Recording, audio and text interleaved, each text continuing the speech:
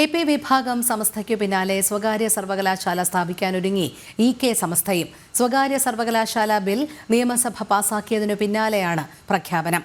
പാണക്കാട് സാദിഖ് അലി ശിഹാബ് തങ്ങൾക്കാണ് തുടർ പ്രവർത്തനങ്ങളുടെ ചുമതല. സ്വകാര്യ സർവകലാശാല ബിൽ നിയമസഭയിൽ അവതരിപ്പിച്ച അന്ന് തന്നെ AP സമസ്തയും സ്വകാര്യ സർവകലാശാല നിർമ്മിക്കുമെന്ന പ്രഖ്യാപനം നടത്തിയിരുന്നു. പട്ടിക്കാട് ജാമിയ നൂരിയുടെ നേതൃത്വത്തിലാണ് EK വിഭാഗം സമസ്ത സ്വകാര്യ സർവകലാശാല സ്ഥാപിക്കാനൊരുങ്ങുന്നത്.